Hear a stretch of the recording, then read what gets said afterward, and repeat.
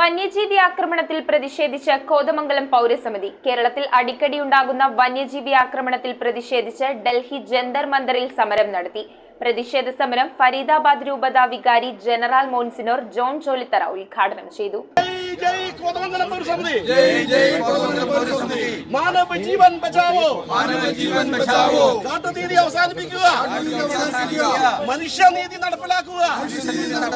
വന്യജീവി സംരക്ഷണം നിയമ ഭേദഗതി ചെയ്യുക, വന്യജീവി ആക്രമണത്തിൽ കൊല്ലപ്പെടുന്നവർക്ക് അർഹമായ നഷ്ടപരിഹാരം നൽകുക, വന്യമൃഗങ്ങൾക്ക് വനത്തിനുള്ളിൽ ജീവിക്കുന്നതിനുള്ള ആവാസ വ്യവസ്ഥയൊരുക്കുക, മൃഗങ്ങൾ കാട്ടിൽ നിന്നും നാട്ടിലേക്ക് ഇറങ്ങുന്നത് തടയുക, കർഷകരുടെ ജീവനും സ്വത്തിനും സംരക്ഷണം ഏർപ്പെടുത്തുക തുടങ്ങിയ ആവശ്യങ്ങൾ ഉന്നയിച്ചുകൊണ്ടായിരുന്നു സമരം നടത്തിയത്. കോതമംഗലം പൗരസമിതി നേതാക്കളുടെ നേതൃത്വത്തിൽ നടത്തിയ പ്രതിഷേധ സമരം ഫരീദാബാദ് രൂപത വികാരി ജനറൽ മോൺസിനോർ ജോൺ ചോലിത്തറ ഉദ്ഘാടനം ചെയ്തു. വന്യജീവി ആക്രമണങ്ങൾ തടയാൻ കേന്ദ്രം അടിയന്തിരമായി ഇടപെടണമെന്ന് പൗരസമിതി president Shaji Peechakkara, vice president Jiji Pulickan എന്നിവർ ആവശ്യപ്പെട്ടു.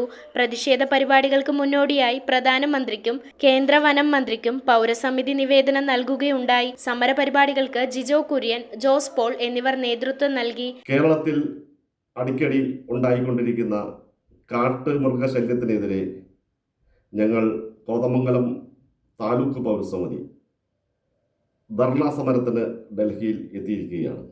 ഞങ്ങൾ നേരിട്ട് പ്രധാനമന്ത്രിയെ കാണുന്നതിന് വേണ്ടിയാണ് എത്തിയതെങ്കിലും ഇതുവരെയും കാണുവാൻ സാധിച്ചിട്ടില്ല. എന്തായാലും ഞങ്ങൾ നിവേദനം കൈമാറിയിട്ടുണ്ട്. അതിലേക്ക് ബാക്കി കാര്യങ്ങൾ നടത്തുകയാണ്. ധർണാ സമരം നമ്മൾ ഇരിക്കുവാൻ ജന്തർ മന്ദറിൽ നമുക്ക് അവസരം കിട്ടിയിട്ടുണ്ട്. അപ്പോൾ ഈ കാലഹരണപ്പെട്ട ഈ നിയമങ്ങൾ പൊളിച്ചെഴുതണമെന്ന് ആവശ്യപ്പെട്ടുകൊണ്ട് കേന്ദ്ര ഗവൺമെൻറ്റിൻ്റെ ശ്രദ്ധയിൽ ഈ വിഷയം കൊണ്ടുവരുന്നതിന്, അടിയന്തരമായി ശ്രദ്ധയിൽ കൊണ്ടുവരുന്നതിന് വേണ്ടിയിട്ടാണ് ഞങ്ങൾ കോതമംഗലം പൗരസമിതിയുടെ നേതൃത്വത്തിൽ ഇവിടെ 10-20ഓളം ആളുകൾ എത്തിച്ചേർന്നിരിക്കുന്നത്. 1972 നിയമം പൊളിച്ചെഴുതുന്നതിനോടൊപ്പം മരണപ്പെടുന്ന ഓരോ കർഷകർക്കും 50 ലക്ഷം രൂപ ഉടനടി നഷ്ടപരിഹാരം നൽകുന്നതിനും, കൃഷികൾ നശിപ്പിക്കപ്പെടുമ്പോൾ അവയ്ക്കെല്ലാം അടിയന്തരമായി ഇടപെട്ടുകൊണ്ട് അടിയന്തരമായി അതിനെല്ലാം നഷ്ടപരിഹാരം നൽകണമെന്നാവശ്യപ്പെട്ടുകൊണ്ടുമാണ് ഞങ്ങൾ ഇവിടെ എത്തിയിരിക്കുന്നത്.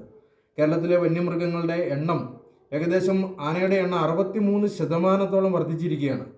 ഈ എണ്ണമെല്ലാം നിയന്ത്രിക്കാൻ സാധിച്ചില്ലെങ്കിൽ മനുഷ്യർക്ക് ഭയപ്പെടാതെ ഒരു നിമിഷം പോലും അവിടെ ജീവിക്കാൻ സാധിക്കില്ല. News bureau, Kothamangalam.